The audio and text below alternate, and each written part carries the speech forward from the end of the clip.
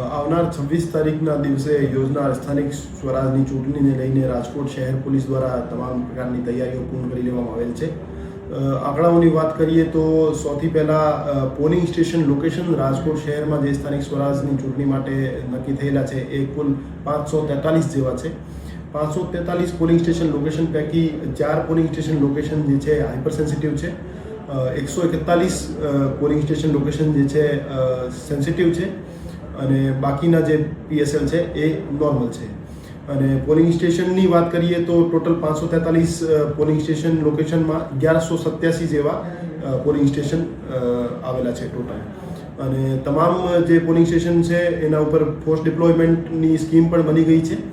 અને ટોટલ માણસો જે પોલીસના ડિપ્લોયમેન્ટની વાત કરીએ તો એમાં અમે સિવિલ પોલીસના 958 જેવા માણસો ડિપ્લોય કરવાના છીએ અને 165 નવા જે LRD ભરતી થયા છે લોકરક્ષક દળના માણસો એ ડિપ્લોય કરવાના છે.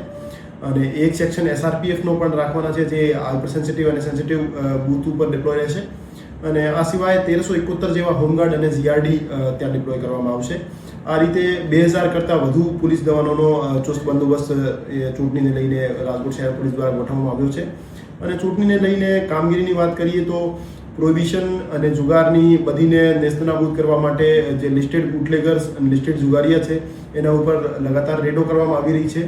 અને આ રેડ્સ દરમિયાન પ્રોહિબિશનમાં 280 કરતાં વધારે કેસીસ અમે દાખલ કર્યા છે જે દેશી દારૂના છે. આની સાથે સાથે 90 જેવા કેસીસ ઇંગ્લિશ દારૂના અમે દાખલ કર્યા છે. અને ટોટલ વાત કરીએ તો 70 લાખ કરતાં વધારે કિંમતનો દારૂ આચારસંહિતા દરમિયાન પકડવામાં આવેલ છે. અને જુગારની વાત કરીએ તો 78 જેવા કેસીસ જેમાં 173 જેવા આરોપી છે એ જુગારના કેસીસ કરીને અમે જેરવારે કર્યા છે. આ સિવાય અટકાયતી પગલાંની કામગીરી પણ જોરશોરથી ચાલી રહી છે. તો તમામ પોલીસ સ્ટેશનમાં અટકાયતી પગલાં જેમાં BNSSની વેરિયસ સેક્શન્સ, પ્રોહિબિશનની સેક્શન 93 અને પાસા તડીપાર જેવી કાર્યવાહીઓ ચાલુ છે. ટોટલ રાજકોટ શહેર પોલીસમાં આ દિવસ સુધી આચારસંહિતા દરમિયાન 21 જેવા પાસા મંજૂર કર્યા છે અને 5 જેવા હદબાર જે પ્રપોઝલ છે એ પાસ કર્યા છે. આની સાથે સાથે 2500 કરતાં વધુ માણસો વિરુદ્ધ અટકાયતી પગલાં લીધેલ છે જેથી શાંતિપૂર્ણ રીતે ઇલેક્શનનો આયોજન કરી શકાય. અને આની સાથે સાથે જે વાહન ચેકિંગ અને ચેકપોસ્ટ અમે ડિપ્લોય કરી છે, 8 જેવી ચેકપોસ્ટ છે જે સિટીના અલગ અલગ એરિયાઝમાં છે. અને એમાં જે પણ વાહનોમાં ઇલીગલ વસ્તુઓનો હેરાફેરી થતી હોય છે એને પ્રિવેન્ટ કરવા માટે અમે 24/7 ચેકિંગ ચાલુ કરી છે. અને આ સિવાય જે સંવેદનશીલ અને અતિસંવેદનશીલ એરિયા છે ત્યાં એરિયા નોમિનેશન માટે અમે ફૂટ પેટ્રોલિંગ અને ફ્લેગ માર્ચ પણ આયોજિત કરી છે. અને તમામ જે હથિયાર ધારક લાયસન્સ ધારક હથિયાર હતા એ અમે રાજકોટ શહેરમાં જમા લીધેલ છે અને જેને મુક્તિપાત્રતા એને મુક્તિ આપવામાં આવેલ છે. તો એ રીતે રાજકોટ શહેર પોલીસ દ્વારા શાંતિપૂર્ણ અને નિષ્પક્ષ રીતે ચુનાવનું આયોજન થાય એની માટેની પૂર્ણ તૈયારીઓ પૂરી કરી લેવામાં આવેલ છે. અને અમે કોન્ફિડન્ટ છીએ કે અમે શાંતિપૂર્ણ રીતે ચૂંટણીનું આયોજન કરીશું.